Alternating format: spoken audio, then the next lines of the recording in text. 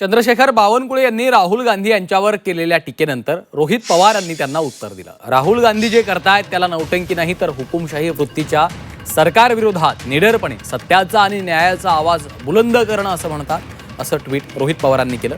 तर राहुल गांधी जे करतायत त्याला जन की बात म्हणतात असाही टोला रोहित पवार यांनी लगावलेला आहे।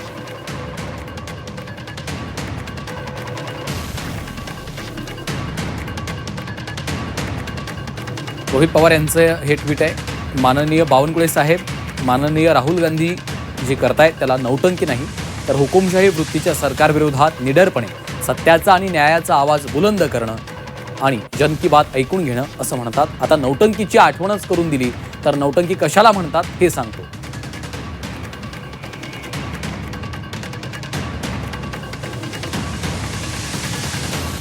निवडणुकीमध्ये प्रभू श्रीरामांच्या नावानं मतं मागून त्यांच्याच मंदिरात हात मारणं म्हणजे नौटंकी। दावोसला जाऊन महाराष्ट्रातल्या कंपन्यांसोबत करार करणं म्हणजेच नौटंकी। शेतकऱ्यांना कर्जमाफीचं फसवं पॅकेज देणं म्हणजे नौटंकी। प्रत्येकाच्या खात्यात 15 लाख रुपये जमा करू असं आश्वासन देणं म्हणजे नौटंकी।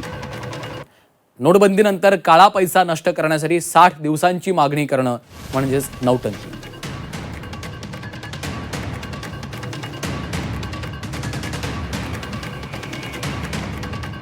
तर लाडक्या बहिणींना फसवून निवडणूक जिंकणं आणि निवडणुकीनंतर त्यांना अपात्र ठरवणं म्हणजे नौटंकी। ही यादी खूप मोठी आहे असंही रोहित पवार यांनी म्हटलेलं आहे।